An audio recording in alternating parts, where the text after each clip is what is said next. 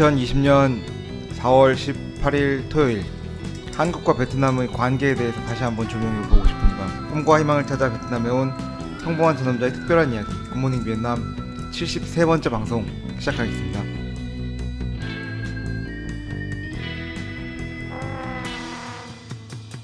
예, 이프로님 안녕하십니까? 네, 안녕하세요, 선생님. 네, 잘 지내셨습니까? 잘 지냈나? 길이 없어요. 다시 말씀드리죠. 코로나 한 2달째 코로나 얘기를 하고 있는데 인트로에. 근데 코로나가 우리 삶과 너무 밀접한 영향이 있는 상태이기 때문에 뭐 언급을 안 할 수도 없고. 네, 이게 뭐 예를 들면 뭐 고대였더라도 사실은 그랬을 것 같긴 해. 뭐 고대. 예를 들면 뭐 로마 그리스 시대니 이럴 때도 이런 큰 질병이 돌면은 사실은 뭐 그 나라가 마비가 되고 그랬을 건데. 또 지금 또 21세기 맞죠? 21세기는 사실은 또 글로벌 시대다 보니까 그렇죠.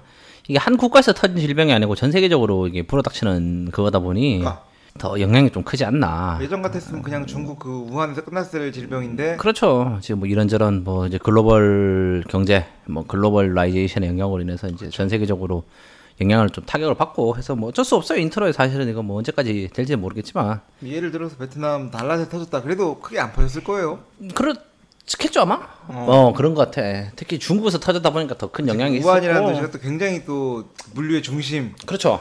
하더라고요. 물류 중심이고 중국에서 하여튼 그거 되게 목이 좋은 데라 그러더라고 우한이라는 데가. 그러다 보니까 이제 뭐 이런 일이 있었다라고 해서 뭐 별일은 없죠 지금 뭐. 네, 지금 와이프가 간지 지금 시간이 좀 지났고요. 네. 이제 뭐 독서 공방 열심히 하고 있고. 네, 자주 보면 돼요 좀 그래서. 네. 굳이 뭐 요즘에 그래서 뭐 근황이랄 없고 근황까지는 없고 그냥 걸어 다닌대 요즘에. 그렇죠. 요즘 굉장히 많은 거리를 저녁에 약속이 있으면 예전에는 뭐 차를 타고 다닌다거나 이랬는데 이제는 그런 게 아니다 보니까 그냥 걸어 다녀요 사실은 지금.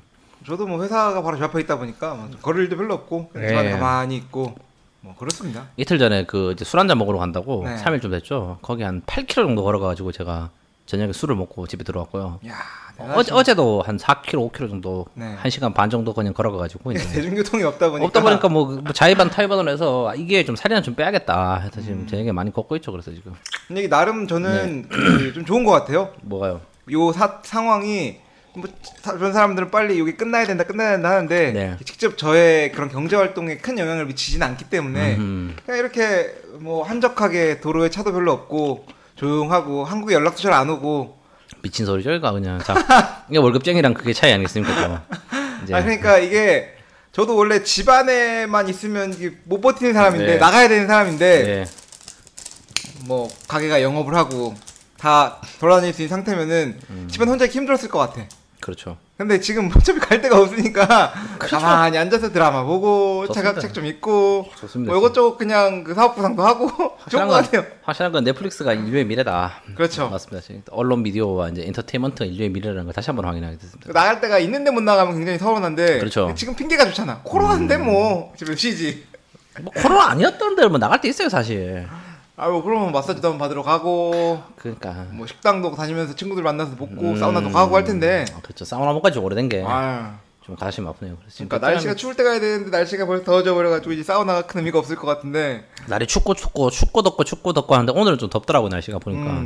이제 좀 이제 베트남도 여름이 오고 있는 게 아닌가. 드디어 날씨가 지금 풀린 것 같습니다. 이거를 통해서 이제 좀 나아지지 않을까. 네. 이제 그 날이 좀 더워져서 이 바이러스들이 다 말라 죽었으면 좋겠다는 게 이제 결정이고. 그렇죠. 저희가 또 큰 이슈가 하나 있죠. 뭡니까? 큰 이슈는 큰 이슈는 아니고 저희가 이제 공개적으로 이제 유튜브 시작했다. 네, 저희가 유튜브 방송을 뭐 엄밀히 치면 개국 자체는 작년 연말에 했는데 그 중간에 시도들을 여러 번 하다가 이제 본격적인 영상 처음에는 그러니까 뭐 그 기존에 저희가 방송했던 거 올리려고 하다가 보니까 근데 그런 건 사실은 이게 같이 신경 쓰기가 너무 어려웠어. 녹음을 하면서 녹화까지 해서 그거를 제가 편집해서 올리려고 하니까 이게 1시간짜리를 편집하기도 쉽지 않을 뿐더러 편집해도 재미가 없는 그런 상황이었는데 저희가 그래서 영상과 유튜브 방송을 이원화한 체제로 지금 저희가 녹음을 하고 나서도 또다시 또 같은 주제로 녹화를 할 수도 있고요. 뭐 주로 이제 다루는 거는 베트남과 이제 저희 사는 생활들 그렇죠. 관련해서 이제 영상을 찍으려고 이제 기존에 했던 거 그리고 첫 회 방송 같은 경우는 저번 방송 내용 그냥 피드백은 알고 이제 그대로 반복은 아니죠. 그냥 좀 다 비슷한 내용인데 조금 더 들어간 내용도 있고 빠진 내용도 있고 한데 쉽지가 않더라고 사실 이게. 저희가 처음 해보면서 방송을 하나 찍고 또 하나를 찍어보려고 했다가 한 3번, 4번을 찍고 그냥 아예 지워버리지 않았습니까? 네, 쉽지가 않은 게 이게 호흡이 다르더라고요. 사실은 저희 같은 경우는 뭐 1시간 정도 그냥 뭐 시간 제한도 없이 그냥 만담을 통해서 이렇게 쭉 진행을 해야 되는데 유튜브 같은 경우는 짧은 시간 안에 이제 많은 정보를 전달해야 된다는 그 뭐 장점이자 단점이죠. 어떻게 청취자분들 입장에서는 그 저희가 하는 사담 다 빼고 이제 뭐 결정적인 얘기만 들을 수 있으니까 중요한 얘기만 들을 수 있으니까 정보를 뭐 시간을 줄인다는 장점이 있겠지만 방송 찍는 사람들 입장에서는 저희랑 기존에 저희가 2년 동안 했던 방송이랑은 너무 다른 뭐랄까요 그 시도다 보니 쉽지가 않더라고요 사실은 그게. 마치 저희가 처음에 녹음할 때 네. 느낌을 다시 좀 적었던 것 같아요. 네, 그래서 저희도 그래서 지금 뭐 이제 좀 하다 보면 이제 꾸준히 한번 해보려고 한다라는 네. 게 이제 그거고 저희 방송 좋아요 구독 뭐 이런 거 많이 눌러주시고. 진짜로 저희 지금 현재까지 네. 99명 현재 좋아요 네, 구독하고 계신데 저희 방송 지금 1,700명 구독하셨는데 지금 99명밖에 안 하셨다. 네, 지금 넘어오실 분들이 제가 꽤 많을 것 같은데 아직 100명밖에 안 되면 저희가 용기를 잃고 지금 둘 다 방송을 포기하는 상태가 생길 수도 있기 때문에 뭐 할 거 없으니까 이제 이걸로 공갈 치는 거죠. 이제 협박을 하는 건데. 네.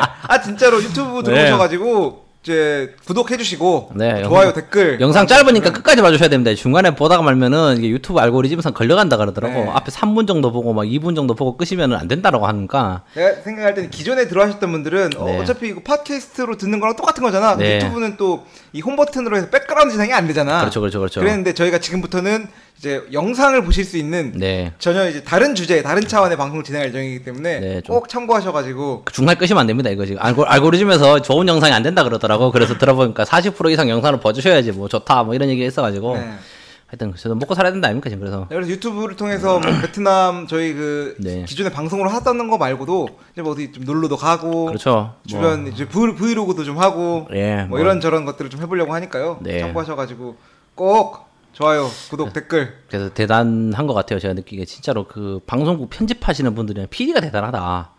라는 생각이 진짜 많이 들었는 게 뭐 사실은 첫 회 방송 같은 경우는 뭐 엄사장이 잘 모르는 얘기고 제가 좀 많이 한 얘기다 보니까 제가 좀 많이 떠들긴 했어요 유튜브 상으로. 그러니까 저희가 그때 엄사장 편집하는 걸 제가 옆에서 쭉 같이 보면서 편집을 했는데 그 되게 많이 자르더라고요. 손이 많이 가 생각보다. 속도감을 좀 빨리 하려고 하다 보니까. 네. 그러니까 처음에 찍었던 영상이랑은 좀 다른 느낌 영상이 나왔어요. 그래서 이래서 그 영화 감독이랑 그 편집하는 사람들이 대단하구나. 사실 연기자도 연기자가 대단하고 사실은 뭐 말하는 사람들도 대단하긴 한데 그러면서 생각했죠. 진짜 무한도전 밑에서 그 고생했던 PD 작가들이 진짜 엄청난 사람들이었구나. 생각해봐요. 그 8시간씩 찍어가지고 1시간 반 만에 영상을 만들려면은 그건 7분의 1을 잘라냈잖아. 어마어마하게 해야 7분의 1이 뭐야? 7분의 1만 남은 거지 영상에. 그러다 보니까 그분들 진짜 공로가 대단했다. 그래서 편집하는 엄사장 보면서 좀 대단하더라고요. 그냥 그렇게 틈틈틈틈이 잘라가지고 하려고 하고 지금 저희가 뭐 하고 있죠. 그래서 지금 어쨌든 저희가 지금 초콜릿을 먹고 있죠. 저희가 지금. 맛있어요, 근데 솔직히 당신 입맛은 안 맞지 또 이거. 아니 아까 검은색 초콜릿 마시는데 녹차는 크게 입맛에 맞지는 않아요. 그래요? 왜냐면 이게 오늘 둘이 롯데마트를 들렸었거든요. 제가 장을 보러 이제 둘이 들렸다가. 장보다 그냥 같이 사는 것 같다 그런 건 아니고 엄사장이 뭐 장 볼거 있다가 갔다가 제가 롯데마트 가면은 내 소확행 편에서 이걸 한번 했어야 되네. 내 인생이 약간 소확행 같은 거거든 이게. 제가 초콜릿을 안 먹습니다. 단 거 잘 안 먹고 군것질을 잘 안 해요. 제가 살을 찌는 이유가 술 먹고 맨날 집에 누워만 있으니까 살이 찌는 거지 사실은 군것질을 많이 하는 편은 아니거든요. 근데 제가 롯데마트 가면 꼭 항상 사 먹는 초콜릿이 1,500원짜리 요거 3만동짜리 초콜릿을 내가 항상 사 먹는데 이번에 또 방송 찍으면서 먹으려고 이제 초콜릿 하나랑 지금 커피랑 해서 지금 방송을 찍고 있죠. 그래서 지금 혹시 롯데마트 가시면은 여기 과일 많이 박혀있고 견과류 박혀있는 초콜릿인데 거기 시식코너 가면 많이 줍니다. 사람들이 먹어보라고. 그렇게 해서 작은 블록 1,500원짜리인데 이게 제 나름대로 소확행이다 이게. 좋습니다. 네, 그렇다는 거죠. 여튼 여러분들 항상 건강하시고 또 유튜브 진짜로 진짜로 좀 들어오셔가지고 그 댓글, 구독, 좋아요 누르셔주셔야 됩니다. 네, 그래서 저희도 광고도 받고 먹고 살아야 되지 않겠습니까? 그렇죠. 근데 2년을 했는데 효과가 적어서 저희 그 생업이 지금 위협을 받고 있기 때문에 그렇죠. 저도 지금 와이프가 없는 틈을 타가지고 지금 새로운 작당 모의를 하고 있습니다만 그래도 와이프가 들어오기 전까지 1년의 성과를 얻을 수 있도록 여러분 도와주셔야 됩니다. 그렇죠. 그래야지 이 친구도 회사 때려치고 이제 별풍선 쏘고 이제 이런 걸 하는데 다시 말하면 근데 유튜브를 하더라도 본업은 포기하면 안 된다라는 게 제 생각입니다. 진짜. 그 슈카 아저씨 빼고는 내가 봤을 때 유튜버들이 진짜 1년만 지나면 다 망할 것 같아. 그분은 공중파를 탔는 게 대단한 게 이제 앞으로는 경제 관련된 사람은 모든 그 사람을 찾을 거 아니야 이제 앞으로. 예를 들면 뭐 다른 유명한 유튜버 하시는 분들 제외하고 단기로 떴다가 단기로 없어지는 사람들 많잖아요. 그렇기 때문에 유튜브를 생각하는 게 뭐냐면은 생업은 아니고 취미로 하되 잘 되면 조금 더 생업에 가깝게 할 수 있지 않냐라는 게 이제 그거죠. 맞습니다. 그리고 뭐 사실 한 100억씩 벌어버리면 은퇴하면 되잖아. 근데 될까? 100억 벌기 좀 힘들 것 같고. 네, 오늘 서두는 이 정도로 마무리하는 걸로 하고 네. 본론으로 좀 들어가 보려고 합니다. 네. 잠깐 쉬었다가 바로 시작하시죠. 들어가겠습니다. 네.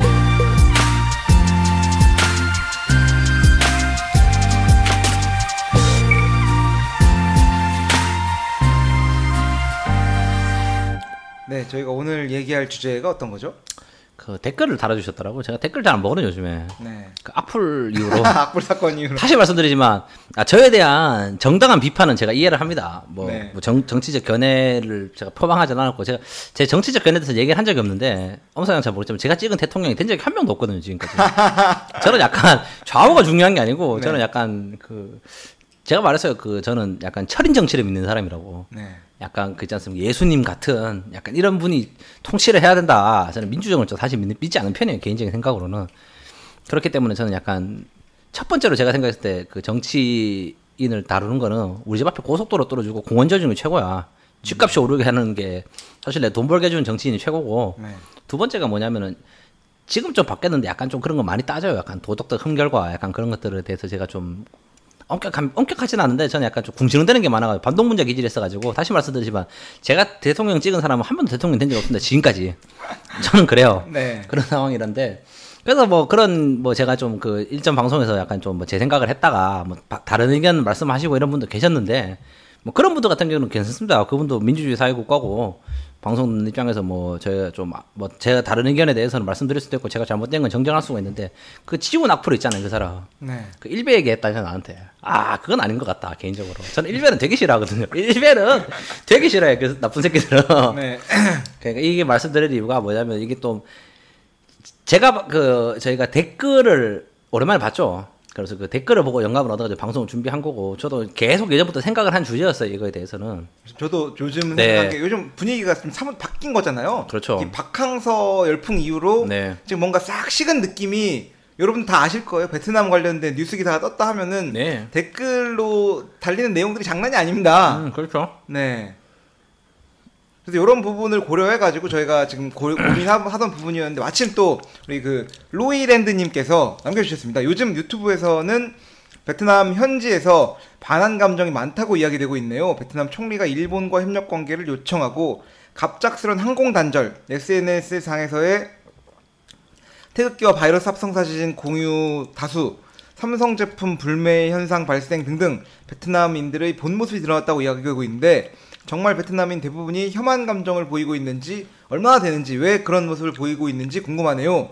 라고 해주신 댓글을 바탕으로 오늘 방송을 준비하였습니다. 네, 그 이 주제에 대해서는 저도 생각을 많이 했거든요. 네. 그래서 댓글 잘 안 보다가 제가 오늘 댓글을 보고는 이제 방송 준비했다라는 거고 다시 말씀드리면 좀 정치적 얘기가 들어갈 수가 있는데 뭐 제가 그 딱히 뭐 정치적 얘기 최대한 좀 이렇게 안 하고 어. 왜냐면은 이제 마지막 결론은 제가 뭐 말을 내는 쪽으로 끝낼 건데 그거에 대해서는 좀 얘기를 하는 걸로 하고 그래서 좀 정리를 한번 해보려고 한다. 그리고 네. 저는 인터넷 커뮤니티를 통해서 되게 뉴스를 많이 봐요. 커뮤니티라고 하면은 뭐 일베 이런 건 아니고 다시 말씀드리지만 일베는 걔들은 내가 진짜로 질색을 하는 게 세월호 때 나 그 네. 피자 먹었잖아 애들이 그 광화문 갔나? 그 치킨 먹고 피자 먹고 그건 진짜 갈 때까지 갔다. 단식하고 있는데 예를 들면 그 좋아요 그 세월호는 되게 비극적인 사건이고 뭐 그거에 대해서 뭐 여러 가지 얘기 나올 것도 없죠. 사실은 되게 비극적인 사건인데 근데 누구 뭐 그런 얘기 사람들이 많이 하잖아요. 그걸 정치적으로 이용을 했니 뭐니. 일단 그 자체도 마음에 안 들어. 죽은 애들 앞에. 근데 물론 좋아요. 민주주의 사회야. 그래 그런 반대된 의견까지 얘기할 수 있다고 생각해요. 뭐 그 오른쪽에서는 그런 얘기 할 수 있지. 그래 그까진 좋아. 우리는 북한이 아니니까. 그런데 그 가가지고 피자 먹었다 하는 건 그 사람 탈을 쓰고 인두감을 쓰고 그러면 안 된다는 거지 나는. 그래서 저희 뭐 그래서 얘기가 왜 나왔죠? 그래서 뭐 그런 얘기가 있을 수 있다라는 건데 최대한 정치적인 얘기는 빼고 저는 일배를 하지 않는다라는 걸 해서 그 사람 새끼들이 그러면 안 된다는 거죠. 내가 봤을 때 그거는 뭐 정치의 견해를 표방하는 게 아니고 그 뭐 비난을 위한 비난이잖아요. 사실은 그 뭐랄까 그 인간의 존엄성을 떠서 그러니까 누가 피자를 사줬나 몰라. 그 친구도 피자 돈 주고 사 먹을 친구들 아닌 것 같은데 그것도 정치적인 공작이다. 내가 봤을 때 누가 피자를 사줬다 라는 얘기를 하면서 일단 들어갑시다. 일단 방송에 대해서 들어가시죠. 그래서 혐한 그 일단 뭐 느끼는 감정이 혐한이 지금 여기에 있나요? 당신 생각이 어때요? 나는 별로 이렇게 체감하지 못합니다. 체감할 게 없어요 사실은. 네. 혐한이랄 게 저도 그래서 이 얘기를 하는 게 아까 일베 얘기하는 게 아니고 네. 인터넷 커뮤니티를 제가 이 방송 주제를 좀 장기적으로 생각했다는 게 이런 그 젊은 친구들 많이 하고 어린 친구들이랑 제가 봤을 때 중고등학생 정도 되는 친구들 같아요 아마. 그 친구들 같은 경우 하는데 커뮤니티에서 제가 기웃기웃 거려요 맨날 뉴스가 보고. 왜냐면은 이 친구들 여론이 궁금한 거야. 이 친구들이 약간 어떤 생각을 하고 있고. 왜냐면은 그 정치적이나 사회적으로 약간 머리가 덜 굳은 사람들 같은 경우는 이게 여론에 따라서 휙휙 움직이잖아. 예를 들면 이거 던져주면 여기에 따라서 움직이고 저거 던져주면 여기에 따라 움직이기 때문에 제가 생각했을 때는 뭐 좀 그런 것들 보고 싶어가지고 거기 방송을 주로 봐요 저는. 네. 그래서 이 얘기 나오는 게 뭐냐면은 계속 그 얘기가 많았거든. 베트남에 있는 유튜브 짜집기 했고 무슨 인터넷 게시판 그 짜집기 해가지고는 이제 그 베트남 사람들의 본성이 드러났다 막 이런 얘기하면서 막 그 저기 베트콩들 본성을 드러났다면서 막 이런 얘기를 저는 이거 몇 달 전부터 한 달 전부터 했어요. 저는 계속 이게 주기적으로 올라와요 글들이. 그러면서 저도 여기 대해서 한번 얘기를 해야겠다라고 생각을 했었는데. 그러면서 이제 저희가 실제로 베트남에 살고 있으니까 어떻게 느끼는지 일단 뭐 한번 얘기를 해보려고 한다는 게고요. 그래서 느끼는 게 있어요, 뽐사장은. 저는 느끼는 거는 이게 그 분위기가 이렇게 한국 언론에서 나오는 것들 그리고 한국 언론사 댓글을 통해서 볼 수 있는 것들은 굉장히 한배관계가 악화되고 있다라는 걸 얘기하는데 네. 실제로 제가 생활하면서 체감상으로 느끼는 건 크게 크지는 않거든요. 제가 느낄 때는 일단 이런 현상 자체는 그 한국에 있는 유튜버들, 베트남에 있는 유튜버들 이런 사람들이 뭔가 이렇게 균형을 맞추듯이 싸우는 느낌이 좀 강하고 일상생활에서의 혐오는 뭐 이렇게 있지 않다고는 보는데 오히려 되려 좀 힘든 거는 한국 기업인들이 베트남에 대한 악감정을 가지고 있다는 거는 제가 여러 경로를 통해서 좀 느끼는 부분들이 좀 있습니다. 근데 그거 같은 경우는 당연히 그렇죠. 저도 개인적으로 느꼈을 때는 한국 사람들이 저희가 항상 방송에서 말씀드린 대우를 잘 받는 편이에요 어디 가나. 그렇기 때문에 저도 개인적으로 느꼈을 때 그냥 마스크 안 쓰고 가진 않지. 요즘에는 마스크 쓰고 다니는데 네. 마스크 계산하면서 답답해서 내리면은 그 뒤에 줄 서 있던 아줌마가 마스크 써라 이런 얘기하면서 제가 베트남어 좀 하면은 아줌마가 되게 좋아해요. 그러면서 네. 아유 너는 또 국적이 어디냐 이러면서 이제 한국 사람입니다 이러면 아유 한국 사람이네 베트남어를 잘하는구나. 그래서 마스크를 항상 올리고 다니고 너희 고향은 어떻고 부모님 어떠냐면서 이런 얘기를 물어보는 게 인식 자체는 있죠. 사실은 한국에서 코로나가 많이 걸렸으니까. 지금은 20등 밑으로 떨어졌지만 지금 떨어지만도 어쨌든 간에 초창기 인식이 있다 보니까 그런 게 있어가지고 있지만도 제가 느끼기에도 그래요 사실은. 뭐랄까 전혀 그런 거 없죠. 그런 거 없어요. 네. 전혀 그런 거 없습니다. 네. 그리고 주위의 사람들이 느꼈던 예를 들면 주위에 있는 사람들이 느꼈을 수도 있죠. 근데 느꼈으면 우리가 다 들었을 거야 되냐. 근데 저희 주변 사람들도 여기 와가지고 코로나 때문에 몰매를 맞았다든 혐한 감정이 있다는 이런 거에 대해서는 한 번도 얘기 없거든요. 제가 방송에서 말씀드렸던 게 초창기에 한국이 진짜 압도적으로 2등으로 치고 있을 때 그때 당시에 이제 조금 그런 분위기가 있긴 있었어요. 네. 엘리베이터 탈 때 약간 피한다던가 이런 게 있었는데 지금 현재는 한국은 대응 잘하는 국가라고 여기도 제 주변 사람도 인식하고 있고 네. 크게 문제가 없습니다. 감염자가 나온 것도 없고 한국 사람 통해서. 그리고 또 뒤에서도 말씀드릴 건데 베트남 같은 경우가 또 정보 통제가 되는 거고 언론 통제가 되는 국가고 그리고 생각보다 사람들이 그런 거에 대해서 좀 무지한 편이 있죠. 예를 들면은 무지하다는 게 사람들이 멍청하다는 얘기가 아니고 그 위에서 내려주는 보도 지침에 따라서 이제 사람들이 움직이는 게 많은데 초창기에 한국 정도 그 감염자 숫자라든지 사건이 터졌는 걸 바탕으로 사람들이 그 뉴스를 봤다면은 베트남 사람들이 나라도 그랬을 것 같아. 엘리베이터에 한국 사람 타면은 움찔움찔 하겠지 당연히. 그렇지. 당연한 거잖아요 사실은. 우리가 그렇지 않습니까? 솔직히 말해서 내가 한국에 살았어. 우리 아파트에 엘리베이터는 없지만 중국 사람이 엘리베이터랑 같이 탔단 말이야. 참 우한 터졌을 뭔가 신경 쓰이지. 신경 쓰이는 거지 당연히. 그거 가지고 혐한이니 이런 얘기를 하는 건 사실 좀 어불성설이라고 생각하고요 일단. 근데 사실 요 사건이 발생된 게 그 다낭 사건, 네. 여행 사건이 이제 요런 그런 분위기를 좀 만들어냈던 것 같은데 좀 촉발한 것 같죠. 이것도 조금 들어보면은 네. 베트남이 대응을 잘못하는 게 가장 큰 문제는 그런 사전 통보 안내 조치를 잘 못하는 것 같아요. 네. 이게 너무나 그 조치가 뭐라고 해야지? 갑작스럽게 모든 게 이루어지는 건데 대표적으로 얘기한 게 4월 15일 날 저희가 이제 전 사회적 거리두기를 종료하냐 마느냐의 문제로 아침 10시 발표한다고 했다가 5시에 발표했잖아. 12시에 발표한다고 했다가 그렇죠. 5시 반에 발표를 그렇죠, 했던 걸로 알고 정확히 있어요. 5시 반에 발표했죠. 총리의 고민이 너무 큰 거야. 요거를 없애버리자니 뭔가 갑자기 발생했을 때의 대처가 안 될 것 같고 그렇다고 이 사회적 거리두기를 추가하자니 이 경제적 문제가 너무 크고 고민하는 게 너무 보여지는 것 같은. 그렇죠. 근데 이제 총리의 고민은 또 우리가 알고 있는 지금 현재 베트남이 250명 정도 된다고 하는데 네. 그것뿐만 아니라 내가 볼 때 총리가 알고 있는 숫자는 더 큰 거지. 크죠. 그러니까 그 실제 숫자를 놓고 봤을 때 요거를 이제 지속하냐 마냐에 대한 고민을 하는데 그래서 또 결국은 일주일 연장을 하기로 했는데 이것도 몰라요. 5시 반에 그렇죠, 이제 통보를 한 거예요. 제가 그날 그 인도 차이나까지 한 8km 걸어가면서 제가 네. 중간에 들은 게 그거였거든요, 이제. 그러니까 요걸 네. 통해서 볼 수 있듯이 베트남이 한국 사람이 베트남에 대한 좀 싫어하는 감정을 느끼게 됐던 것들은 대표적으로 또 얘기되는 게 다낭 사건. 다낭도 문제가 있는 게 아니 오면은 왔을 때 그냥 가게 하시던가 다시 돌아가게. 근데 와가지고 15일 격리시키고 돌아갔잖아요. 그렇죠. 이게 좀 말이 안 되는 거야. 왔으면 여행하러 온 온 사람들인데. 그러면서도 뭐 그 여행 오신 분들이 좀 진상 부린 것도 있었고 사실은. 물론 그 부분도 얘기해야 되는 부분인데. 그렇죠. 베트남은 나름 그 사람들 최선을 다해서 한다고 한 건 맞는 말입니다. 그런데 미리 못 오게 했었던가 한국도 최소한 한 이틀 전에 앞으로는 못 온다 하면 여행을 취소하거나 아니면 그렇죠. 뭐 오더라도 다시 또 돌려갈 수 있게 하면 되는데 오자마자 뭐 군부대 이런 데다가 격리시켜놓고 15일 동안 가둬놓은 상태에서 다시 또 돌려보내니까 이거는 진짜 모두 이것도 저것도 아닌 상황이었었고 두 번째 사건이 아시아나항공 그 회항 사건도 있었죠. 그렇죠. 갑자기 오는 비행기를 너네들 노이바이 공항에 못 내려 앞으로 번동공항에 내려야 돼. 그러니까 번동공항 가본 적도 없고 기장이 아예 몰라 돌려. 그렇죠. 돌아간 거죠. 그러니까 이 기업인들이나 이런 관광객들 입장에서는 빡칠 노릇이지 이게.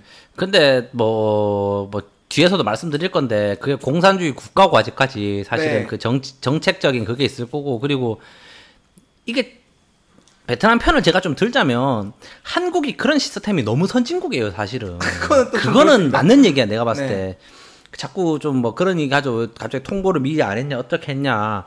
뭐 제가 뭐 댓글을 제가 그 일전에서 그런 얘기 했다가 뭐 좀 막 막 몰매도 맞고 했는데 사실은 한국이 너무 선진국이라서 그래요. 그런 식의 뭔가 그 뭐냐까 정치적 제도적 시스템적 인프라를 갖춰가지고 사람들이 합리적으로 할 수 있다라는 게 그리고 한국만큼 우리가 뭐 공무원들이 일을 안 하니 뭐니 막 그런 얘기도 하지만 또 한국만큼 공무원들이 일 열심히 하는 데 없고 시스템 갖춰서 그렇죠. 하는 나라들이 진짜 몇 군데 없어요. 전 세계적으로 봐도. 그렇기 때문에 베트남의 그런 조치 자체가 문제는 있는 거죠. 사실은 어떻게 보면 우리를 우방국이라 생각하면 그런 액션 자체를 취했으면 안 되긴 하지만 근데 이 나라의 특수성이란 게 있고 그 나라가 생각했을 때 이 나라 뭐 수준이라는 얘기를 좀 하면 그렇긴 하지만 자기 나름대로는 최선을 다한 게 아니었을까라는 생각도 들어요.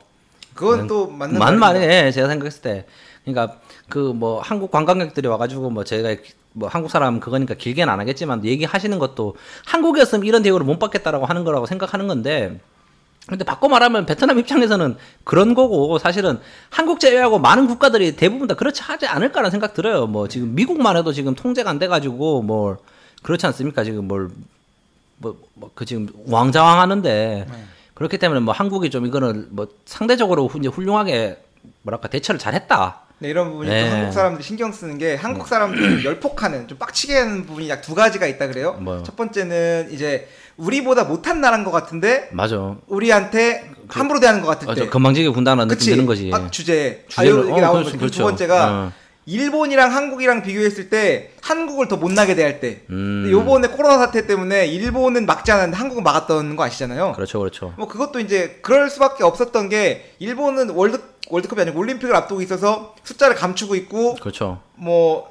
아무렇지도 않은 척 하고 있는 상태인데 한국 갑자기 2등으로 치고 올라가니까 한국부터 막은 건 분명 일리 있는 거긴 한데 막았어야 되는 거예요 사실 입장에서는. 그러니까, 그렇죠. 한국 입장에서는 일본은 열어놓고 한국은 막았다. 이것도 지금 한국 기업 입장에서 빡치는 그래서 일단 그런 거였던 거였고 일단은 그래서 그래서 그런 거죠. 그럼 뭐 당연히 기분이 나쁠 수 있고 뭐 여튼 또 추가로 얘기를 하면 어쨌건 베트남 입장에서는 또 최선을 다하는 게 그 뭐 전체 입국 금지라고 해놓고 삼성 출장자들은 또 열어줬어요 또. 그렇죠. 네 열어줬고 그리고 지금 그건 아시는지 모르겠는데 중소기업분들도 들어와 계신 거 아나요? 전세기를 띄워가지고 중국도 들어올 수 있죠.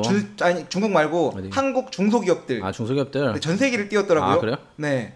그래서 들어왔는데 물론 격리는 해야 됩니다. 격리 비용이 비싸죠. 베트남인데 베트남이 4천만 동이라더라고요. 15일 격리 비용이. 근데 병상 쓴다 생각하면 그 정도 나오지 않아? 근데 너무 비싼 거 아니야? 보면 안 되잖아. 베트남이 뭘 얼마나 주겠다고. 한국도 지금 들어가시면 격리하는데 우리 격리하는데 집 없을 때 하루에 10만 원입니다. 그러면 15일이면 150만 원인데 베트남은 200만 원이 들어간다고 하는 거니까. 200만 원이다. 그래서 이제 중소기업분들이 한국에 있는데 들어가긴 들어야 될 거 아니야. 사업체가 있으신 분들은 15일 격리를 해도 들어가야지. 그래서 지금 이번 전세기를 띄워가지고 들어오는데 그 200만 원 때문에 빡치는 거 친다는 거죠. 무슨 기대를 해요? 그냥 당연히 그렇지 애들이. 뭐 여튼 네. 그 베트남이 한국을 대하는 자세가 이번에는 조금 좀 더 신중했으면 좋았겠다 하는 아쉬움은 남습니다. 근데 그럼에도 불구하고 이게 베트남 입장에서는 저희 입장에서는 노력을 한 거다. 나름 잘 해주기 위해서 배려해주기 위해서 노력한 조치이긴 한데 아직까지는 사회 시스템이나 뭔가 이런 분위기나가 선진적이지 못한 부분이 있어서 이게 우리한테 보이기에는 잘 못하는 걸로 비춰지지 않았나 하는 생각을 좀 해봅니다. 그래서 뭐 제 생각을 좀 말씀드리자면 왜 갑자기 혐한 열풍이라는 게 불게 됐고 이런 언론들이 돌게 됐냐라는 거에 대해서 뭐 이건 제 견해예요. 사실 앞에 말씀드린 건 지금 베트남에 있는 분위기에 대해서 얘기를 하는 거고 네. 일단 첫 번째 말씀드리면 지금 우리가 말씀드린 250명보다 훨씬 많은 숫자가 지금 베트남에는 감염이 되어 있을 거라는 게 저희 생각이고 네. 이거는 내가 봤을 때 거의 뭐 학계정설인 것 같아요 사실은. 근데 이제 문제가 뭐냐 그리고 그게 대해서 이제 이 나라 사람들대로 현 정권에서 가장 할 수 있는 좋은 방법이 뭐였냐면은 뭐 사회적 격리와 네. 막는 거예요. 그래 네. 사회적 격리와 막는 걸 했는데 그게 뭐냐면은 이게 위험해요. 정권 입장에서도 엄 사장이 아까도 인트로에서 얘기한 것처럼 보름이 문을 닫고 지금 국가가 한 달 이상 지금 거의 셧다운이거든요. 사실 이거는 국가가 지금 뭐 한국과의 관계 가차가 중요한 게 베트남 경제가 지금 한 달 동안 거의 지금 맞습니다.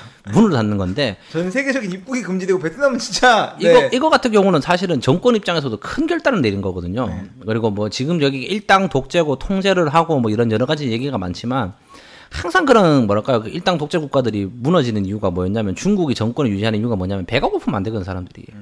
그런 북한 같은 그 유사 국가를 제외하고 대부분의 그런 독재 국가들이라든지 그러니까 뭐 정치적으로 좀 그 경직화돼 있는 국가들이 무너지는 게 배가 고프면 안 되는 건데 한 달을 끌었다라는 얘기는 뭐냐면은 이게 그 먹고 사는 것보다 중요한 게 이 통제하냐 안 하냐. 그렇죠. 요거라는 거죠. 근데 통제의 범위를 넘어섰다는 거고 그렇기 때문에 한국은 이제 민주주의 국가고 하니까 우리는 예를 들면은 지금 정권이 잘못했는데 그 오른쪽 정권에 들어섰다라고 하면 오른쪽 정권에 비판할 수 있잖아요. 예를 들면 그 뭐지 너 옛날 정책 잘못했다고 오른쪽 잘못했으면 왼쪽에 비판하면 된단 말인 거지. 그렇기 때문에 그런 뭐 내부적으로 원인을 찾는다고 하긴 좀 우습긴 하지만 그 뭐랄까요 우리는 정치적인 그 뭐 좌우 간의 균형을 맞출 수 있는 거 아닙니까? 베트남 같은 경우는 제 생각인데 이거를 불만을 잠재우기 위해서는 희생양이 필요한데 네. 자신네들이 하는 정책에 대해서는 불만을 내면 안 되거든. 그건 안 되지. 그렇기 때문에 네. 그 혐한이니 뭐니 해서 약간 좀 정권을 뭐랄까요 지금 이거 환기시킨다고 해야 되나? 근데 이게 그럼 혐한 정책적이라고 생각해요? 저는 정책적으로 생각해요. 100% 이거. 에이, 아니. 저 그렇게 생각하지는 않고요. 저는 정책적으로 생각해요. 이거 혐한. 내가 생각할 때는 그 혐한이라는 분위기는 그 일부 선동 그런 그 극우 유튜버들 베트남에 있는 그런 사람들이 그런 분위기를 일부러 조성하는 게 아닌가. 걔들이 베트남에서 그걸 함부로 할 수 있다고? 난 절대 그런 생각 안 하거든. 물론 제가 베트남 그 태극기 그런 건 보긴 했는데 이 내용을 뭐 제가 관심 있게 들어보진 않았습니다만은 제가 생각할 때는 그걸 뭐 정권 측에서 이렇게 하고 있다고 생각하지는 않고요. 저는 제 뭐 개인적인 생각인데 저는 그 100%까지는 아니지만 그건 네. 있다고 생각해요. 베트남 정부에서. 왜냐면은 지금까지 감염자가 생각했고 왜냐면 지금 이 경제를 셧다운 시켰다는 얘기는 지금까지의 방역 절차가 100% 잘못됐다는 걸 인정하는 거거든 자기네들이. 아니 뭐 그렇다고 하면 유럽 쪽에 피해를 돌려야지 왜 한국으로 유럽을 어떻게 건드려? 그리고 한국이 제일 뭐랄까 만만하지 지금 사람도 많이 왔다 갔다 거리고 한국 사람들 많고 그리고 아까 말씀드렸다시피 한국이 뭐 10등 뭐 20등만 했어도 괜찮을 것 같은데 우리가 초기에 있었잖아요 그게 네. 중국 다음으로 한국에 제일 감염자가 많았기 때문에 얼마나 핑계 잡기 좋아요 사실 이거. 근데 그렇다고 해서 혐한이라는 정서를 어떻게 만들지는 모르겠는데 네. 여튼 제가 생각할 때 베트남에서 이루어졌던 그런 일들은 그 최근에 또 그 3명 강제 출국당한 사건 한국 입장에서는 그럴 수밖에 없었는데 베트남에서는 왜 우리 국민을 강제 출국시키냐 아시죠 그거? 몰라 나. 3명이 자가격리를 시켰는데 도망가가지고 핸드폰을 놓고 음파 유원지로 뭔지 알아. 여행을 갔답니다. 그래서 강제 출국을 시켰다고 하는데 하여튼 뭐 요런 일련의 상황과 환경들이 베트남에서 이렇게 활동하시는 분들에게 좀 안 좋게 비춰져서 플레이를 하시는 거지. 즉 정권 자체에서 한다고 하면 그건 또 좀 앞서 나가는 생각이 아니라. 저는 충분히 있다고 봐요 베트남 정부에서. 왜냐하면 제 생각에 뭐 말씀드리지만 이게 미끼를 던져주는 게 아닌가. 왜냐하면 앞에서 말씀드렸 뭐 자꾸 뭐 일단 제 얘기를 말씀드리자면 지금까지 경제조치, 경제봉쇄를 했다는 거잖아. 우리 지금 자국민을 대상으로. 네. 그거는 지금까지 공산정권이 지금 베트남 공산당이 석 달 동안, 넉 달 동안 1월 말부터 서였으니까 이거는 100% 잘못됐다고 시인하는 거예요. 사실은 이거. 지금까지 말씀드렸다시피 경제적을 밥줄을 걸고 넘어진다는 거는 얘들도 자칫 잘못하면 자기네들 정권이 위험해질 수 있는 얘기인데 근데 정권이 위험해질 수 있는 그 리스크를 안고서라도 이걸 했다는 얘기는 베트남 사람들 생각했을 때는 똑같은 생각할 거라고 석 달 동안 지금 베트남식 공산당 뭐 했길래 지금 와서 지금 우리 길에 택시도 못 다니게 하냐고 얘기할 수 있다는 거지. 아니, 그거라기보다 베트남은 조금 더 안전하게 가기 위해서 코로나 사태가 너무 퍼져가지고 통제할 수 없는 상태가 되면은 더 이런 국가 혼란 사태가 약이 되니까 그 전에 이거를 한번 딱 멈추고 가자. 라는 느낌이 아닌가. 저는 뭐 견해가 좀 달라요 개인적으로. 물론 뭐 그런 점도 있긴 하겠지만 분명히 뭐 후가시가 있을 거다. 그리고 진짜로 혐한을 하고 싶으면은 왜 그런 얘기 안 해 지금. 그리고 두 번째가 뭐냐면은 한국에 지금 투자 기업들이 많잖아요. 네. 내가 봤을 때 이거 지금 핑계 삼아가지고 한번 이거 내가 봤을 때 이거 지금 길들이게 한다 생각해요 지금 베트남 정부에서도. 갑자기 뭐 기업을 막고 뭐니 해도. 그리고 막 사람들 댓글 보면 얘기 많지 않습니까? 지금 갑자기 뭐 네. 그 공장 빼라면서 삼성 공장 빼라고 어쩌고저쩌고 하라 하는데 삼성은 이거 있어도 무조건 베트남에 남을 거예요 당장은. 그럴 수밖에 없죠. 갑자기 뭐 이거 지금 네. 코로나 좀 터졌다고 지금 돈 자르고 몇십만 명짜리 공장 어떻게 빼요. 그러니까 내가 봤을 때 이런 것들도 일련의 그게 아닐까 싶어. 베트남 정부 입장에서는 이런 통제와 약간 이런 뭔가 그 정책적인 바람을 불어가지고 베트남에 있는 수많은 한국 기업들 길들이게 한번 할 수 있다라는 거지. 내 생각인데. 베트남이 그럴 입장은 제가 아닐 것 같은 게 한국 기업 뭐 길들이기 하다가 한국 기업들 빠져나가는 순간 베트남 경제가 힘들어집니다. 여기는 너무 근데 의존적이기 때문에 너무 나이브한 생각인데 어디로 나갈 거예요 여기서 지금 나가서. 뭐 어디로든 가야지. 어디로도 어떻게 나가지 베트남에 있는 기업을. 베트남이 본인이 갑이라고 생각하는 건가? 이쯤이면은 충분히 그렇게 생각할 수 있어요 애들이. 지금 갑자기 대한마로 나오는 거 있습니까? 미얀마, 캄보디아, 라오스 어떻게 가요? 거기 지금 항구도 없는 하나 나라에 캄보디아 그 유사국가를 넘어가? 인도 어디 갑니까? 인도에 지금 소 다니고 있고 거기 지금 델리에서 500km 떨어진데 거기를 한국 사람들 갑자기 가서 공장을 짓는다고? 그렇게 안 돼요 지금. 아니 그래도 제가 볼 때 그건 조금 넘어가는 생각이 아닌가. 어차피 베트남 입장에서도 한국 기업들이 50년 100년 동안 여기 앉아가지고 기업할 거라고 생각 안 하잖아. 그렇죠. 길어야 20년 30년인데. 30년인데 그 30년 안에 충분히 얘들이 나는 할 수 있다 보거든 이거. 말씀드렸다시피 50년 100년 지금 기업인들 그렇잖아요. 솔직히 말씀드리면 저도 그렇고 다들 그렇고 베트남 엄청 욕하거든요. 지금 나가서 어디 갈래요? 지금 개성공단을 갈래? 지금 저기 뭐 티베트를 갈래요? 갈 데가 없어요. 지금 대안이 없고. 네, 그건 또 인정할 수밖에 없는 사실이긴 합니다. 없어요. 헝가리 정도 있는데 헝가리야 사실은 뭐 유럽에 나가는 뭐 그런 인프라도 좋고 하니까 헝가리 같은 경우를 보긴 하지만도 중국 나가는 물량 어디 나가냐 뭐 인도 나가는 물량 베트남만큼 나오는 데가 없단 말인 거지 사실은. 그렇기 때문에 제가 생각했을 때는 뭐 혐한이니 뭐니 해서 이렇게 약간 사회 조정을 하는 것도 베트남 정부 입장에서 한국 기업 한번 이걸 하는 게 아닐까 싶어요. 나는 삼성한테도 그렇고 삼성한테 까불면 안 되거든 사실 얘들이. 삼성이 GDP의 20-30%를 하고 있는데 절대 까불면 안 돼요. 절대 까불면 안 돼요. 네. 그런데도 이제는 한 번쯤은 자기네들 목소리 낼 수 있는 기회가 아닐 거라고 저는 생각합니다. 그 베트남 공산당 입장에서는 이 정도 한번 물론 뭐 이거 사태 끝나고 나면 사실 삼성한테 깨갱하겠지만 그 전에라도 이제 한번 너도 못 들어올 수도 있어. 있다라는 그 압박감을 줄 수 있지 않을까라는 게 일단은 뭐 제 띠어리예요. 그렇기 때문에 앞에서 말했던 그 혐한이니 이제 뭐 한국 기업 차단이니 뭐니 하는 것들도 뭐 사장 같은 경우는 그렇게 생각했지만 저는 제가 말했잖아요. 음모론을 좋아한다고. 저는 약간 컨스피러시를 좋아해요 개인적으로. 근데 네. 그 주변에서 진짜 직접적으로 일상에서 접하는 사람으로 혐한 감정을 느껴본 적이 있나요? 없어. 그거 솔직히 없지 않나요? 그러니까 내가 말하는 거지. 자꾸. 그리고 저는 제가 한국 사람이건 베트남 사람이건 직접적으로 접하는 사람한테서 혐한이나 혐베트남 감정을 느껴본 적은 없어요. 진짜 없고 없어. 그게 다 언론에서. 그러니까 내 쌍에서 떠든다는 얘기인가. 제가 베트남 언론을 제가 보지 않으니까 한국 언론에서 떠드는 게 그런 거고 한국 언론보다 이제 언론의 댓글들 이런 분위기에서는 그렇죠. 혐베트남 정서 장난이 아닌 거야. 근데 혐베트남 정서 장난이 아니고 베트남 입장에서 그렇다는 건데 예를 들면 미국 예를 들게 내 친구 지금 미국 시집 갔다고 그랬잖아. 네. 그거 막 중국 사람 돌아다닌다고 막 욕을 하는데 미국 사람들이 흑인 아줌마는 얼마 전에 시비를 붙었다 그러더라고. 네. 길에서 마트에 장을 보다가 막 중국 사람 돌아다닌다면서. 그런 정서들은 예를 들면은 진짜로 혐한 정서가 남아있다고 하면은 우리가 실제에서 마트에서 마주치는 사람들한테 우리한테 그런 액션을 취해야 된다는 거지. 맞잖아. 진짜 미국은 그렇대 지금 내 친구 같은 경우 내가 했어요. 조심하라고 총 맞지 말고 거기는 심지어 뉴욕 같은 도시도 아니고 저기 켄터키에 있는 시골 동네 살아요, 걔는. 프라이드 치킨 파는 데인가? 그 동네 사는 사람들도 막 미국의 흑인 아줌마가 막 시비 건다는 거야. 뭐 자꾸 뭐 중국 사람 같은 사람 돌아다닌다면서 여기. 그게 뭐냐면은 진짜로 미국 같은 경우는 혐중 뭐 혐에이시안 같은 뭐랄까요 그 정서가 있다라는 거지. 레이시즘이 좀 있는 레이시즘이 있는 나라지만도 근데 이거를 계기로 해서 더 촉발이 됐다라는 거고 유럽 같은 경우는 제가 알기로는 그런 걸 알고 있어요. 지금 막 얼마 전에 뉴스 보면 그런 것도 있더라고. 캐나다 같은데 막 한인 상점 이런 데가 막 지금 막 방황하고 난데 사람들. 그런 게 진짜 혐머식이에요. 혐머식이. 근데 베트남에는 제가 봤을 때 혐한이라는 감정이 없어요.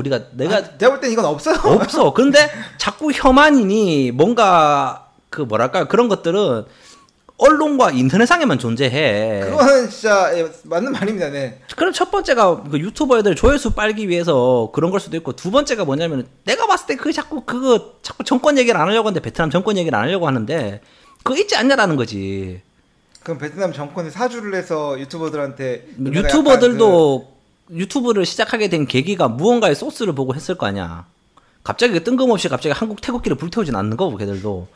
그러면 뭐 그런 관련 뉴스들 자극적인 기사들 근데 그 기사들 누가 다 써요? 베트남 정부에서 쓰는 거거든. 제가 볼 때는 이게 경쟁적으로 한국 베트남 유튜버들이 이걸 베트남에 대해서 비판하기 시작하니까 그거에 대한 또 그 한국에 있는 그런 외국인 노동자나 아니면 이주민들 그리고 뭐 결혼해서 온 사람들이 뭐 하는 거야? 또 우리 그 국뽕이 베트남 넘치는 나라인데 한국에서 베트남을 깐다? 그러면 다 번역에다가 소스 날리는 거예요. 베트남으로. 베트남에 있는 사람들은 또 참습니까? 그런 열혈 분자들은 또 그걸로 또 선동 내용을 만들고 이게 지금 서로 경쟁하는 거지. 그러니까 그거는 뭐 지금 얘기고 제가 생각했을 땐 그런 거란 거 처음에 소스가 없으면 유튜브 애들도 예를 들면 베트남 공산당 국가에서 쓰는 신문에서 한국에 대해서 호의적인 기사를 썼다 치자. 예를 들면 계속 호의적인 기사를 쓴 거야. 한국 방역 잘하고 있고 2등이지만 뭐 어쩌고 잘하고 있고 이런 얘기를 했으면은 혐한 유튜버들이 갑자기 가서 코로나 태운 사진 안 했을 거란 말인 거지. 근데 지금 베트남 정부에서 계속 그 관련 뭔가 있지 않습니까? 언론적이라든지 뭔가 그런 걸로 계속 깔았을 거라는 게 제 생각인 거예요. 그거를 보고 야 그러면 조선놈들 까도 되겠다. 이 불태우자라고 이제 물론 뭐 누가 우선인지 몰라. 한국의 그 유튜버들이 우선인지 여기가 우선인지 모르겠지만도 그런 것들이 좀 아닐까 싶어요. 그리고 내가 또 지금 정권을 욕하는 것 같진 않은데 그런 것도 있는 것 같고 개인적으로 한국에서도 지금 자꾸 현배 정서를 너무 부각 많이 시키잖아. 언론에서 좀 부각을 많이 시키는 게 좀 그런 것도 있지 않을까. 한국은 한국대로 삼성 길들이게 하는 게 아닌가라는 생각도 들고 좀 많이 간 얘기 같긴 한데 자꾸 뭐 이건 좀 많이 그 얘기인데 한국에 자꾸 공장 지으라는 얘기 하잖아요 지금. 네. 계속 공장 지으라 그렇고 막 그러면서 막 그런 얘기 하는 것들이 좀 그런 거 양국가에 우리가 다 제가 생각했을 때는 뭐 그런 진짜 삼성 길들이 같은 거 농담 삼아 한 얘기지만 그 단편적인 정설하기보다는 그 뭔가 그 음모론적인 얘기긴 하지만 그 이제 그 위에서 이거 좀 조정하는 게 아닐까라는 생각이 들어요, 저는 개인적으로는. 네. 뒤에서 위에서 조정한다고 하더라도 실제 베트남에 있는 일반 인민들의 생활에서는 혐한이 있거나 하진 않은 것 같다라는 거죠. 진짜로 그게 일단. 인터넷 제가 좀 횡설수설을 많이 하는데 인터넷 상에만 존재하는 것 같고 자꾸 언론 상에만 존재하는 얘기인 것 같다라는 게 제 생각이에요, 사실은. 네. 맞습니다. 지금 유튜브에 베트남이라는 단어를 검색하면 제일 먼저 나오는 게 베트남 정부와 기업의 자국 언론이 비판하는 상황. 그래서 뭐 또 이런 혐한을 그 자극하는 내용들이 검색이 됩니다. 네. 여튼 하지만 이런 것도 인터넷에 있는 내용일 뿐이고 그런 거 봤어요. 나는 아직까지 본 적 없거든. 혐한을 하잖아. 네. 진짜로 혐한을 하고 한국 사람들 증오하면은 그 얘기를 할 거란 말이야. 베트남 전쟁 얘기할 거거든. 그렇죠. 그 얘기는 뭐 애초부터 옛날부터 많이 해왔던 얘기니까. 근데 뭐 저는 댓글 같은 거 쪽쪽 보다 보니까 딱히 그런 얘기 없어. 진짜로 한국 사람들이 예를 들면 내가 자극적인 기사 뽑고 싶은 유튜버면은 베트남 전쟁 얘기할 거예요, 나. 여기 다낭에서 사람들 맹호부대가 몇 명을 죽였니 사람 얘기할 건데 그런 얘기 안 하거든, 사람들이. 베트남 전쟁은 승리한 전쟁이기 때문에. 근데 잘 생각해봐요. 예를 들면 증오의 프레임을 뽑아서 내가 조회수를 뽑고 싶잖아, 유튜브를 하는데 난 그거 썼을 것 같아, 개인적으로. 지금 코로나가 해가지고 이런 얘기 안 할 것 같거든. 근데 갑자기 뭐 코로나가 어쩌니 방역이 어쩌니 이제 뭐 바캉스 얘기하면서 자꾸 지역적인 얘기를 한단 말이야. 진짜로 조회수를 뽑고 싶고 진짜로 한국 사람들이 싫어하는 거면은 한국 사람들이 그 베트남에 와서 했던 그 나쁜 악행들이라든지 그런 치부들을 건드려서 진짜로 사람들의 뭔가 열정을 막 분출시켰을 건데 그런 게 아니고 계속 지엽적인 얘기가 박항서 연봉이 왜가 중요해 지금. 그러니까 그래서 제가 자꾸 음모론적인 얘기를 하는 이유가 베트남 정부 입장에서도 자꾸 정부에서 했다는 얘기가 저는 정부에서 했다 생각해요 개인적으로 이거를. 정부에서 했다라기보다 이렇게 좀 푸사해서 정부에서 이렇게 눈 감아줬다라든지 뭐 저는 바람을 얻다 생각하는 게 그런 것들이 있지 않을까. 그런 소스들과 언론들이 이제 그 예를 들면 자꾸 그 코로나라든지 박항서 감독 연봉 뭐 네. 지금 뭐 그 여자분 맞은 얘기들 이런 것들 있지 않습니까? 사실은 되게 비극적이고 잘못되고 저는 그 나쁜 새끼는 진짜 지옥에 가든 생각하는데 그런 지엽적인 얘기를 한다는 거지 계속. 근데 여튼 베트남 정부 입장에서도 한국에 있는 현 베트남 정서에 대해서 분명히 신경 많이 쓸 거예요. 그렇죠. 그런데도 뭔가 그 눈에 띄는 조치들을 아직 취하지 않는 걸 봐서는 뭔가 조금 뭔가 그 이게 있긴 있다. 자, 그 여론 환기용이라는 생각이 저는 많이 들어요. 지금 정권에 말씀드렸다시피 여론이 환기되지 않을 것 같긴 한데. 어쨌든간에 이제 이런 식으로 이게 뭐 여론들이 스택이 쌓이다 보면은 지금 우리가 가지고 있던 그 있지 않습니까? 이 3주 동안의 이 사회적 격리가 그렇게 보일 수가 있거든. 공산당의 잘못이 아니고 여기 와서 경솔하게 생각했던 한국 사람들 잘못이라고 생각할 수 있다라는 거지. 그거는 원인을 찾을 수가 없지. 그렇게는. 아니 그러니까 이게 네. 언론이 무서운 게 그런 거 아닙니까? 그게 계속 특히 여기서 말씀드렸다시피 여기는 언론의 자유가 없죠. 없는 나라예요. 이게 뭐 160몇인가 170인가? 그 정도 되더라고. 근데 170은 거의 그 언론이 없다는 나라인데 그런 나라에서도 계속 이런 뭔가 환기를 시킨다는 거지 계속. 그러면은 공산당의 3주 동안의 그 치부가 묻힐 수 있지 않냐라는 게 저의 개념입니다. 개인적인 생각으로는. 하여튼 뭐 이 정권도 지금 이제 1년밖에 남지 않아가지고 그렇죠. 분위기도 신경 많이 써야 되고 그리고 할 텐데. 또 두 번째가 또 뭐 아까 또 말씀드린 게 일본 왜 못 걸고 넘어지냐. 일본에는 와이를 받아먹은 게 많으니까 못 걸고 넘어지는 거예요. 일본은 베트남에다가 ODA 투자한 게 엄청 많습니다. ODA를 저는 얘기하고 싶은 게 아니고 로비를 얘기하는 거지. 내가 알기로는 미국 정계에 로비를 가장 많이 하는 그 뭐지 세력 중 하나가 일본인으로 알고 있거든. 내가 작년에만 해도 뭐 5천억인가 몇 조인가 했대 로비를. 동남아 국가부터 시작해가지고 우리가 한국 사람들은 맨날 공장 짓고 뭐 하고 하면서 막 하잖아요. 근데 이런 사건 터지면 일본은 대우를 받다 왜 그럴까 생각하는 게 저는 그거라 생각하거든. 정치권에 와이로 많이 먹여서 그래. 로비 많이 해서 그렇고. 그 두 번째가 엄마가 말한 것처럼 그 도쿄 올림픽에 대해서 좀 줄인 것도 있긴 하지만 이것도 다 그런 것 같다. 혐일 간정 못 나온다. 왜 지금까지 한국이야 이제 뭐 진출한 지 이제 10년 20년 된 국가인데 일본은 뭐 몇십 년 전부터죠. 30년 40년 전부터 지금 뭐 남미 아프리카 중동 어디 안 가리고 지금 다 어디 일본 관련해서는 정치권들이 다 돈을 붓잖아요 거기다가. 그런 거에 영향이 있지 않을까 싶어. 왜냐면 내년에 도쿄올림픽 있는데 일본 예를 들면 셧다운 시켰다? 난리 나는 거야. 내년 도쿄올림픽 그것도 뭐 지금 뭐 흐지부지 되지 않습니까 지금 그것도. 미뤄졌지 않습니까? 그렇죠. 네. 예를 들면 그렇다 보니까 그런 이미지 관리 차원에서 내가 봤을 때 돈을 썼을 것 같아. 그 베트남 거니까. 그럼 이건 한국 정부에서 처리를 못한 건가? 와이로를? 아 그런 건 의미는 아닌 거고. 예를 들면은 한국도 노력을 했겠죠 당연히. 뭐 현 정권이 못할 거라 생각 안 하는데 사실은 뭐 노력을 일본은 10수년 전부터 했다라는 거지. 그 뭐랄까 그거 되게 중요하게 생각하는데 옛날 다큐멘터리를 봤는데 일본이 친일파를 만들려고 지금도 많이 노력한대요. 아 그래요? 그 친일파를. 일본에 그거 알아요? 국비장학생 있는 거? 알죠, 네. 그 뭐 전역해가지고 들여다 보내는 거. 네네. 그게 아직도 남아있는 나쁘다는 얘기가 아니고 그 친일 세력을 만들기 위한 방책 중 하나인 게 그게 삼성 장학생인 이런 것도 같은 맥락 아닙니까? 같은 맥락인 건데 네. 그거는 일본에서 국가적인 차원에서 그걸 하잖아요. 한국만 그런 게 전세적으로 다 그렇게 하고 있고 그 다큐멘터리 같은 걸 보니까 일본에서도 아직까지 그걸 많이 한대. 친일 세력을 만들기 위해서 돈을 많이 준대요 그 사람들한테. 그 저명한 교수라든지 뭐 그 힘 있는 그 한국가에 힘 있는 사람들한테 공식적으로 비공식적으로 로비를 진짜 많이 한다 그러더라고. 그 친일을 만들기 위해서. 네. 그리고 그렇기 때문에 뭐 남미든 그렇고 뭐 동남아든 그렇고 일본이 어디 큰 소리 안 치는 나라들이 없지 않습니까? 그 제가 생각했을 때 베트남도 그거랑 유사하지 않을까. 그 내년에 그래도 제가 생각할 때는 베트남이 덕분 나라는 일본보다는 그래도 한국인데. 아 근데 그 말씀드렸듯이 정치권 입장에서는 그런 게 아니라는 거지. 상관없잖아. 일본보다는 한국인데. 그거는 그렇다고 해서 일본은 막 뭔가 잘했고 한국 못 이런 느낌보다는. 아니, 말 그대로 내가 말씀드린 게 일본이 한국이 못했다는 얘기가 아니고 일본이 그 10수년 전부터 공작해놓은 게 잘 해왔다. 그러니까 그게 이제 여기 와서 빛을 발하는 게 아닐까라는 게 제 생각인 거예요. 그게 뭐 로비를 해가지고. 그러니까 뭐 그것도 크지만 만약 일본의 절대적인 감염자 숫자가 높았으면 막았긴 했을 거예요. 첫 번째는 그거죠. 그렇죠. 그 숫자 자체가 한국은 워낙 높았고 일본은 뭐 없었다고 볼 수 있을 정도로 낮았으니까. 근데 그거 뭐 베테랑 정부도 바보 아니잖아 그거는. 뭐 그렇죠. 당연히 바보 아니거든. 그거는 말도 안 되는 거를 아는 건데. 그런데 이제 그게 눈에 보이는 근거가 있냐 없냐는 건 분명히 그 액션을 취하기 위한 근거가 되니까 그런 부분이 있지 않았을까 생각을 해봅니다. 그래서 뭐 그런 저는 그 영향이 좀 있지 않을까 생각해요. 그 지금까지 10수년 동안 뿌려놨던 로비 자금들이 이제 이게 활동하고 있는 거다. 예, 그래서 여튼 뭐 베트남의 경제적인 영향을 직접적으로 많이 주는 거는 한국인 건 맞는데 사회 간접적인 투자나 이런 그 이프로가 말했던 것처럼 로비나 이런 부분은 일본이 한 게 아마 훨씬 많을 수도 있습니다. 훨씬 많죠, 사실은. 한국이랑 국가가 이제 뭐 삼성이 들어오기 전에 2000년도 뭐만 해도 사실은 뭐 있었어요. 사실은 뭐 2000년 초반만 해도 베트남이랑 그렇죠. 국가는 그냥 저기 뭐 전쟁했던 나라 이 정도 인식밖에 없었는데 일본은 이제 70년대 80년대 경제 이후로부터 해가지고는 엄청나게 돈을 많이 썼대.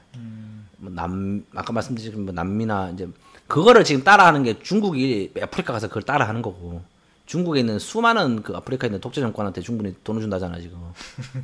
그 좋은 의미로 나쁜 의미든. 그리고 뭐 그런 얘기도 있잖아요. 막 위안부 이런 거 그 할머니들 그 피해신 그 징용 피해자들 이런 거 막으려고 막 일본 로비스트들이 미국에 가서 돈 쏟아붓고 이런 얘기들 그런 얘기들 보면은 이런 위기 상황에서는 어차피 알잖아요. 정치인들이 뭐 국민의 이런 거 신경 안 써. 자기네들 받아먹은 돈이 중요한데. 그거 뭐 입방 끝하면 되는 게 아닌가라는 게 제 생각입니다. 네. 하여튼 뭐 오늘 얘기를 좀 정리를 해보면은 그 한국의 베트남 현 베트남 감정 그리고 베트남의 혐한 감정들은 그 실제로 거주하는 사람 입장에서 느낄 때에는 온라인상에 존재하는 그런 가상의 그런 좀 분위기이고 실제적인 우리 생활 환경 내에서 느낄 수 없는 그런 부분이니까 조금 염려하셔도 될 것 같다. 그리고 또 괜히 베트남 내에 혐한 감정이 있다라는 그 언론 때문에 한국 사람들 베트남을 더 미워하게 되는 거거든요. 진짜 의미 없어요. 정말 없는 거고. 그러니까 저희가 현지에서 거주하는 사람의 이야기를 들었을 때 그런 게 없다고 하니까 그런 거는 그냥 언론에서 얘기하는 거 정도 받아들이고 저 베트남에 대한 뭐 이런 악감정을 굳이 가실 필요 없다. 네, 라는 게 맞습니다, 진짜. 그렇게. 그 저의 얘기는 음모론적인 얘기였고 사실은 이제 베트남 정부에서 정권 유지를 위해서 그리고 이제 뭐 분명 뭐 그렇긴 하지만 베트남 정부에서 한국을 대한 조치가 아쉬움이 남는 부분이 많은 건 또 사실이다라는 정도로 해서 빨리 코로나 끝나서 양국의 관계가 정상화하고 또 우리 스포츠가 재개가 되고 그렇죠. 박항서 감독님이 가가지고 또 골 몇 번 뿅뿅 넣어주면은 분위기 좋아집니다. 그렇죠. 박항서 감독으로 인한 분위기 좋은 거는 실제 느껴지는 감정이었고 맞아요. 지금 말하는 혐한 감정은 없는 감정입니다. 혐한은 진짜 없어요. 저희가 살아서 하는 얘기가 아니고 진짜로 없어요 이거는. 그러니까 저도 막 그래요. 사람들이 뭐 모르고 어쩌고 하는데 고마워해요 다들. 나 그러면서 나보고도 뭐 한국에서 뭐 어디 좀 뭐 물건 구해 달라는 돈 부모님 괜찮다는 이런 얘기 되게 많이 하고 이 사람들은 아무 감정이 없다. 그러니까 얘기가 나와서 말인데 박항서 감독으로 인한 효과가 다 사라졌고 지금은 혐한만 남았다고 하는 언론은 이 기사는 진짜로 말도 안 되는 얘기입니다. 내용이다. 네, 그래서 자꾸 그런 것만 없다. 진짜 그래서 제가 말씀드린 게 뉴스를 보실 때도 잘 보시라는 거예요. 진짜 뭐 요즘에 그래서 제가 말씀드린 차이나 게이트나 이런 거 안 믿는다는 게 그거 봐요. 지금 총선 끝나고 나니까 얘기 싹 들어갔잖아. 그거를 그럴싸하게 쓰거든요. 그래서 근데 그게 말씀드리는 게 기존 언론도 그렇게 쓴다는 거예요. 그 조회수를 뽑기 위해서 무슨 목적으로 쓰는 건지 모르겠는데 이제 뭐 코로나 관련돼서 기사를 자꾸 쓰니까 지겨워서 그런 건지 아니면은 뭐 누구의 사주를 받은 건지 뭐 경제 정치적 목적인지 나는 그런 건 모르겠는데 그 잘 보시라는 거예요. 진짜 한번 봐봐요. 그 인터넷에 혐한이라고 떠도는 글들. 그러니까 말씀드린 게 지역적인 얘기만 자꾸 한다는 거지. 박항서 연봉 이런 감독님 연봉 관심 없는 상황이에요. 히딩크 연봉 얼마 받았는지 모르고 우리 관심 없어요. 그런 거에 대해서. 진짜로 혐한 감정이 있다라고 하면은 조금 더 뭐랄까요? 제가 말씀드린 것처럼 본질적인 걸 건드렸을 거다. 보면은 대부분 그런 얘기인 거잖아. 박항서 감독님이 10억을 받는데 어디 뭐 스폰을 받아가지고 국가에서 뭐 관심 없어요. 우리 뭐 예를 들면 우리 그렇죠. 지금 축구 국가대표팀 감독 누구지? 한국? 모르겠습니다. 모르겠어요. 나 모르고 얘는 히딩크 감독님 연봉이 어떻다 우리 아무 관심 없어요. 잘 모르고. 당시엔 알았을 것 같긴 한데 지금은 전혀 기억도 안 나고 관심 없죠. 되게 지역적인 얘기라는 거를 한번 보시라는 거고 뭐 태극기를 태웠니 뭐 코로나를 합성을 했니 뭐 그런 거야 어리든 소수는 있잖아요. 그렇죠. 어디 가나 그런 건 원래부터 있었던 느낌인데 그게 부각되는 거다. 네, 그렇기 때문에 그런 그 청취자분들이랑 그 댓글 달아주셨던 우리 선생님께서 걱정하시는 것처럼 뭐 그런 것들이 없다. 네. 라는 겁니다. 계속. 그래서 기사를 한번 잘 보세요. 찬찬히 보다 보면은 되게 그 변두리 얘기만 한다니까, 변두리 얘기. 저도 한번 그렇게 한번 다시 한번 살펴봐야겠네요. 네, 진짜 그래요. 그 뭐 폭행 사건 이런 얘기 나오잖아. 맞았던 거. 되게 잘못된 얘기지만 그런 가정 폭행 사건 지금 하루에도 베트남에도 뭐 몇십만 개씩 20만 개씩 나올 거야. 전 세계적으로 뭐 한국도 그렇고 엄청나게 많은데 그런 자꾸 핵심에서 빗나간 얘기들로 감정을 부추긴다라는 거를 좀 보시고 청취자분들도 좀 판단하셨으면 좋겠다라는 겁니다, 지금. 그렇죠. 그 혐한 감정에 대한 부분은 이렇게 정리할 수 있을 것 같고 네. 혐 베트남이라고 하면은 그런 그 가상의 언론들을 통해서 나와 있는 그런 감정들 말고 네. 실제로 현 베트남이라고 하긴 그런데 현재 기업분들이 베트남 정부에 느끼는 이런 그 어려움들은 분명히 있습니다. 말씀드렸던 대로. 그건 당연히 있는 거죠. 베트남의 조치가 너무나 극단적인 거예요. 너네 쉬어. 그러면 쉬어야 되는 거니까. 갑자기 오지 마! 그러니까 또 못 가고. 근데 베트남이 상대적으로 잘하고 있는 거래. 다른 나라 들어보니까 뭐 인도네시아 이런 나라들은 오피스도 다 문 닫고 공장 다 문 닫았대요, 그런 나라들은.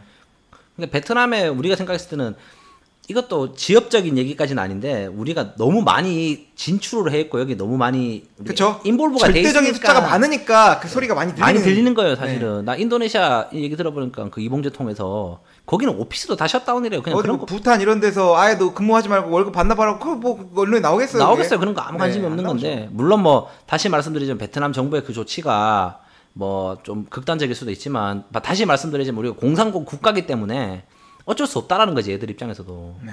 그렇기 때문에 뭐 참 좋은 나라고 우리가 참 의지해야 되는 국가지만 다시 한번 뭐 재고까지는 아니지만 좀 그냥 우리가 자꾸 말하잖아. 베트남에 진출을 좀 신중하게 하시고 비즈니스를 신중하게 하시라는 것들이 이제 이런 위기 상황에서는 이제 이런 결과가 나올 수 있다라는 거죠, 그거는. 그렇죠. 근데 지금 진짜로 그 역사적으로 겪을 수 없는 일들을 그 인류사의 길이 남을 사건을 지금 시대를 살고 있는 것 같아서. 그러니까요. 이걸 뭐 100년에 한 번 100년에 한 번인가요? 모르겠어요. 우리 인생에는 한 번 겪었으면 충분하지 않을 사건이지 않을까. 네, 그래서 뭐 이런 이벤트 같은 상황이다 보니까 네. 너무... 요즘 이제 길거리를 걸어가면서 그런 생각을 합니다. 와, 내가 진짜 이 베트남에 사는 건지 어디 무슨 시골 바닥에 짱박혀 사는 건지 모르겠다는 생각을 하면서 그렇죠. 와, 진짜 이게 참 나중에 재미있는 이야기거리가 되지 않을까. 내가 말이야 임마 30살 때 베트남에 있을 때 30살은 아닙니다만 그 뭐 추억팔이 하는 건데. 네. 뭐 다들 좀 신중하게 해결했으면 좋겠다라는 그렇습니다. 거고요. 네. 오늘 뭐 이 정도로 방송 마무리할 수 있을 것 같습니다. 너무 걱정 안 하셔도 돼요. 혐한 없습니다, 진짜. 네, 혐한 없고요. 네. 여러분들은 베트남을 사랑해 주시고 네. 베트남을 사랑하는 만큼 후원과 구독, 좋아요, 댓글, 유튜브 봐주시고요. 봐주시기를 부탁드리면서 네. 오늘 방송 이렇게 마무리할 수 있도록 하겠습니다. 네. 들어주신 여러분 감사드립니다.